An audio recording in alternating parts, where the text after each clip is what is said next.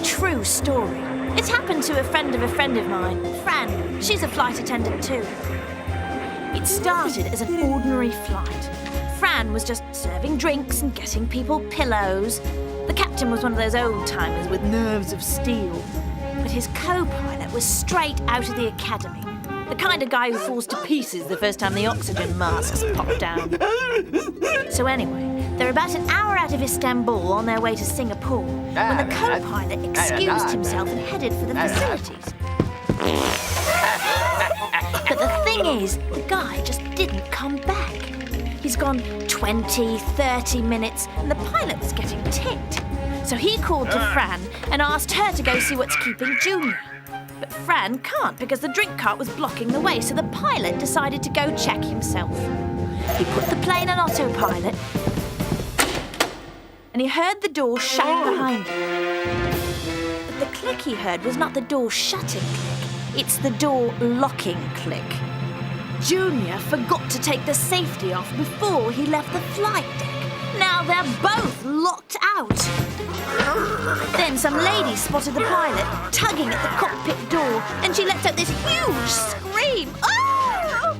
No one's flying the plane! So now Fran got everyone back to their seats, tried to calm the most hysterical and started helping the captain get back to the flight deck so he could steer the plane.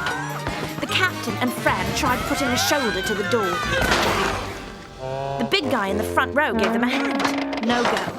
An old lady near the back got the idea of maybe taking the hinges off, but the tools were in the cockpit. When they looked through the little peephole into the cockpit, what they saw up ahead was this huge mountain peak, and the plane was heading straight for it. All of a sudden, this guy stood up and said that he could pick any lock going as long as someone let him out of these.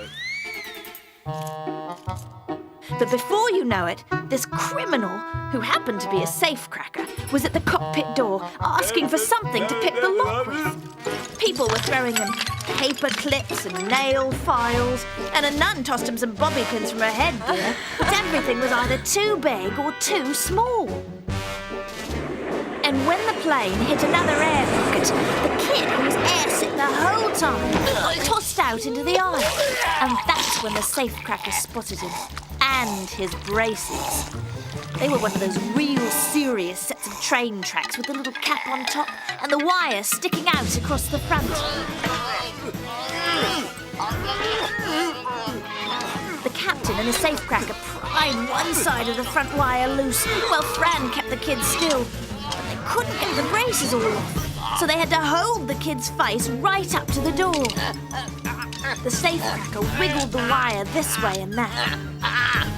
The kid was really uncomfortable because he was getting a lot of attention. Cool. Alarms were buzzing away, and just as everyone was saying their final prayers, the lock made a click noise and the door swung open. The captain dove to the controls and pulled up just in time, and it was smooth sailing from there. And the co-pilot? His comb had fallen behind the toilet, and when he bent down to pick it up, his tie got caught down in that flappy thing at the bottom of the bowl. This is a true story. It's happened to a friend of mine who now always carries a spare set of keys. And that co-pilot? He's driving the number 7 bus between Palmdale and Pacoima.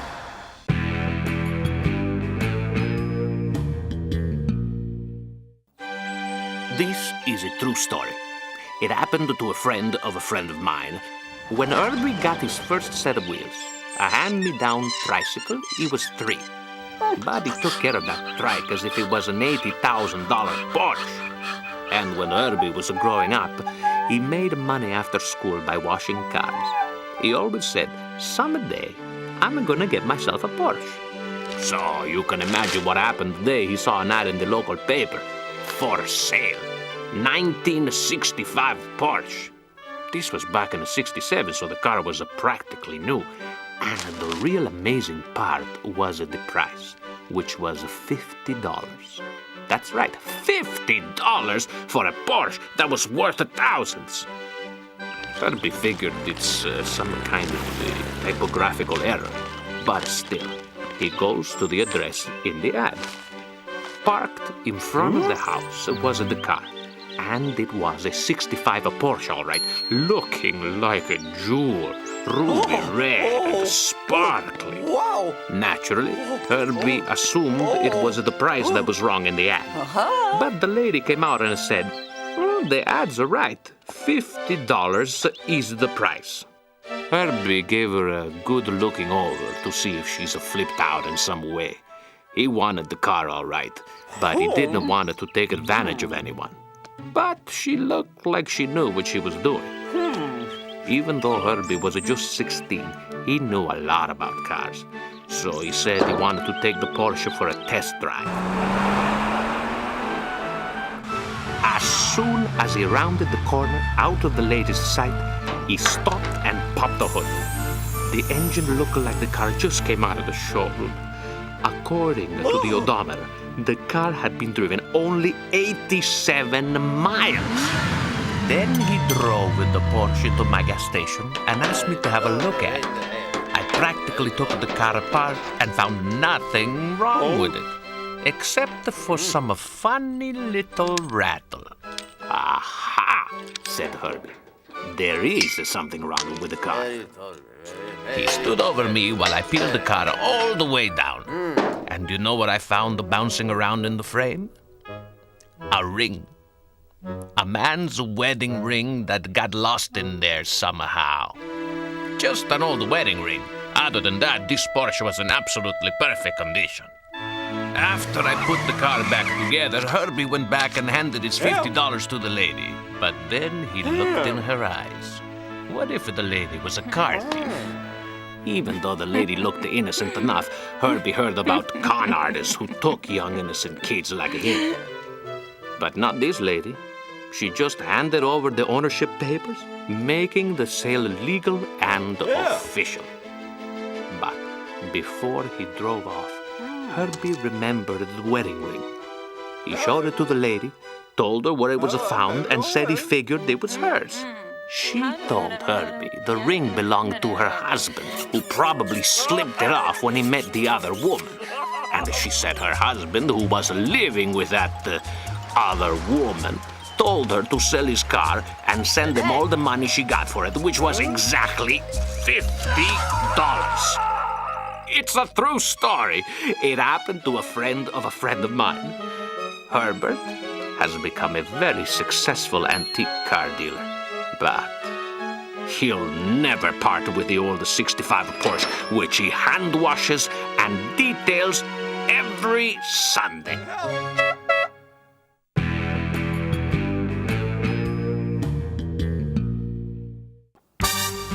This is a true story. It happened to a friend of mine. Ryan was in charge of designing integrated security systems. His job was essentially to keep what's in, and what's out. But Ryan had another passion: fine automobiles. Actually, one car in particular.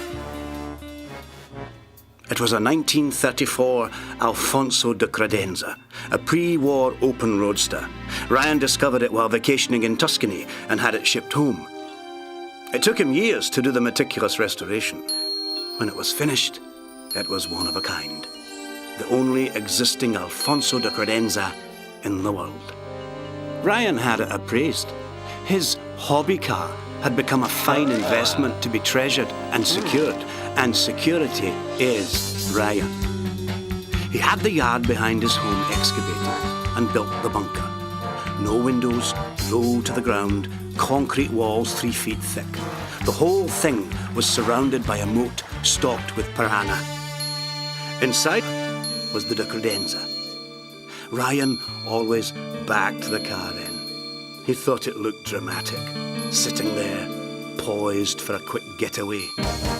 Then he placed clamps made of tempered steel for the wheels of the car and bolted them into the concrete. Ryan would enter the control room and activate his security system.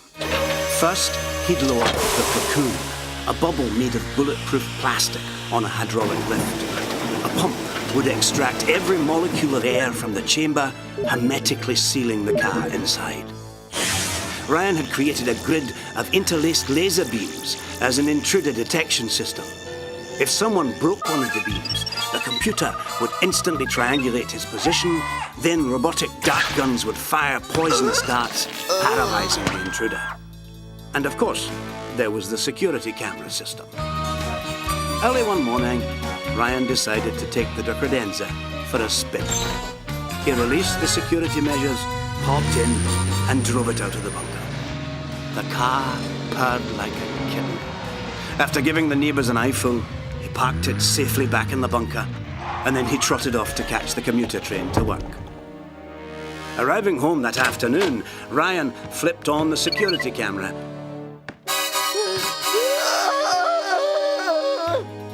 He ran out the back door of the house and keyed the electric lock. The door hissed open. He was in. Then he froze just a micromillimeter from the laser grid. One slip and he'd look like a slice of Swiss cheese. He carefully made his way to the control room. The car was there, bolted to the ground, sealed in the airtight cocoon, guarded by the dart-firing cobras of the laser grid. But it was backwards, sitting nose in. Someone had moved his car. Ryan went over the Decredenza with a fine tooth comb, and he found it in the ashtray. A tiny ball of paper, almost hidden from sight. Ryan got a pair of tweezers. He didn't want to get fingerprints on the evidence. He carefully unrolled the paper. The tiniest handwriting imaginable held the message that he'd been afraid of. When we want it, we'll take it. This is a true story. It happened to a friend of mine. And Ryan, he was so shaken that he sold the Decredenza. And now he keeps his money in an old sock under the mattress.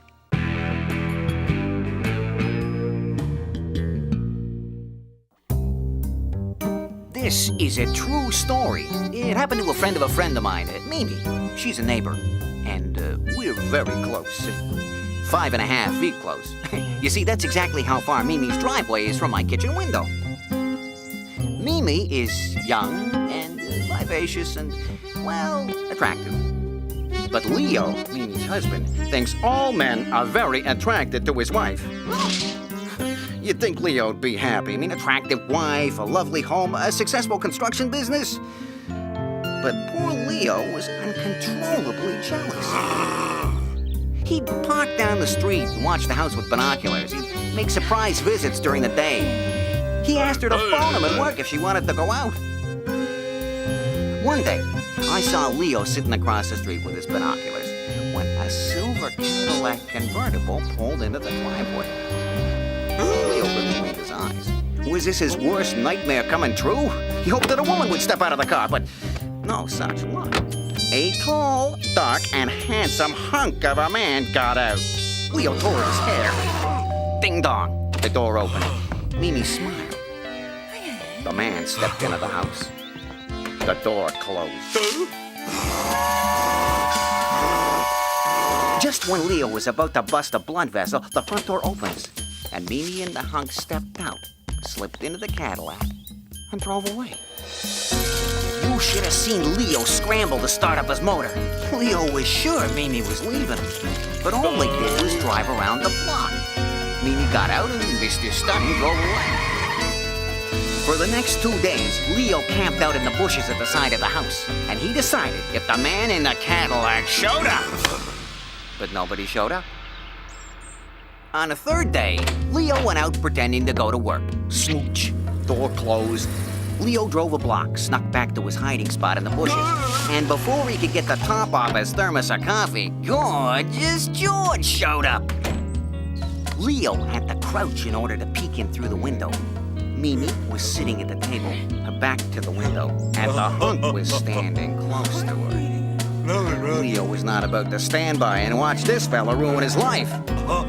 Fortunately, Leo knew he couldn't really hurt the guy, but he had a plan for doing the next best thing. Leo got back to his car and drove to the construction site. Within minutes, he was on his way back home, this time driving a huge cement truck. Leo laughed when he saw that the shiny new car was still in his driveway. He backed the cement truck into the driveway and aimed the cement spout into the front seat of the Cadillac. He felt pretty smug as he watched the entire car fill up with wet cement. Mimi and her handsome friend came racing out of the house. They couldn't believe what Leo done. Mimi started to cry. In Leo's mind, there was only one thing wrong with the picture. It was the man who owned the Cadillac. He should have been outraged. Leo was ready for him to roll up his sleeves and have it out, but the man just stood there, kind of casual, shaking his head. Mimi stopped crying long enough to say, "Happy birthday!" and ran back into the house. The man explained he was a car salesman, and Mimi had just purchased this car for her husband as a birthday surprise. He patted a fat envelope of $1,000 bills inside his jacket and said goodbye. It's a true story. It happened to a friend of mine. As for Leo, by the time he recovered from the shock, the cement had hardened, and the car, to this day, is the largest lawn ornament on the block.